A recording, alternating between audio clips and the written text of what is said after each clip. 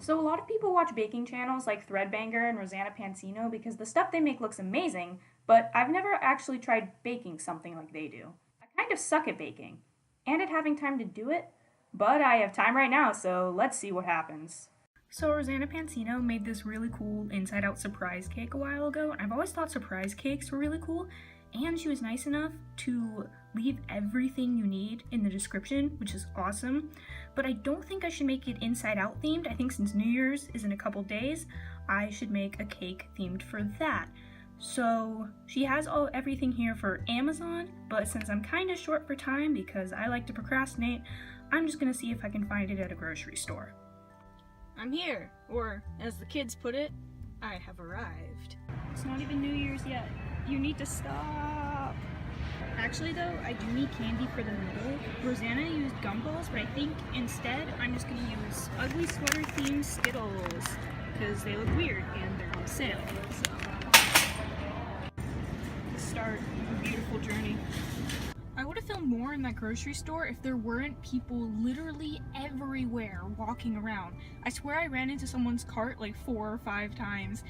So I got most of the ingredients that I need. I think I'm kind of banking on some of them being at home, which might be a huge mistake, but I'm gonna work with it. I did end up replacing the gummy balls with ugly sweater Skittles, but I bought a lot. Like enough ugly sweater Skittles for the cashier to look at me and be like, that's a lot of Skittles. Oh, also I replaced the buttercream icing with vanilla icing because I think it might make the food coloring easier to mix into.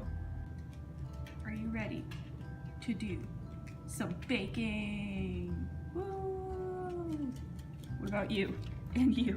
I have my dry ingredients, I have my wet ingredients, and I have my decorating ingredients. So I only have one cake pan, but I think it's about kind of what Rosanna used-ish. It's just gonna take a little bit longer because I need 3 whole cakes. So we'll see how that goes. The first thing I do is add all of my dry ingredients. So dry ingredients, success. Now I'm adding my wet ingredients, which is butter and sugar. I found a stand mixer. Look at how fancy this thing is. Yeah, I'm a real baker now.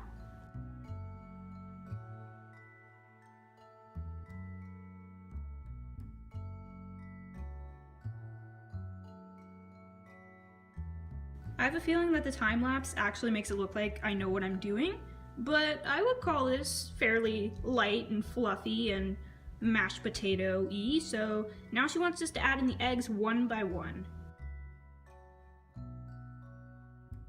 And now all I have to do is add in the vanilla, and then I should be able to add in some of the dry ingredients.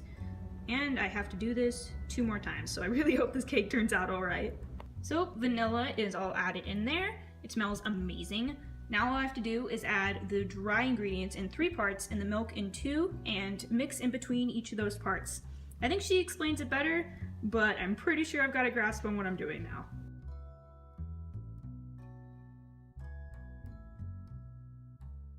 My batter's all mixed. Now I just have to put it in the oven once it hits 350 degrees for 30 minutes. And then reduce the heat to 325 and cook it for another 20 to 25 minutes. And this all makes 1 cake. So I'm going to do this another 2 times, but I'm not going to film that part because that's going to be boring. So I mixed up the icing while these are cooking. It's such a pretty color. And I have 1 finished cake right here, but the rest of them are still cooking. This one's got weird bubbles in it. I'm not going to question that. But it's going to be a few more minutes until they're ready to come out of the oven. It tastes like actual cornbread. I have these 3 beautiful cakes. I just have to level off the last 2 before I can cut a hole in the middle one. Leveling is actually pretty hard, especially if you're like me and you have absolutely no coordination whatsoever and you're using a very big knife. That kind of worked, but it won't really matter when it's covered with icing.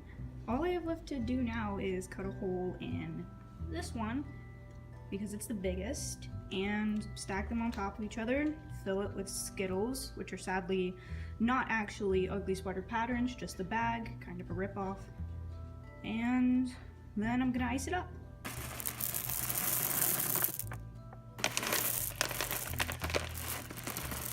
I think I may have bought a few too many Skittles. It's okay if the inside doesn't really look super perfect. Just ignore how lopsided it is. Icing it is the fun part. Through the magic of editing, the cake is iced. Terribly. I don't think I could have made it look worse, honestly. I'm guessing Rosanna Pansino uses something much different than a butter knife to try and smooth this stuff out. This icing crease, especially, it gives the cake so much character. Don't you agree? Well, this is definitely a cake, but I think that's the only nice thing I can really say about it. It's blue. Yay! This exists!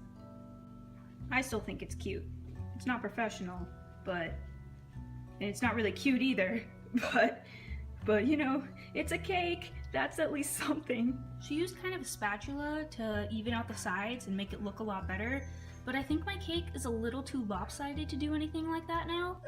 So it's just gonna remain lumpy, but you know, mine.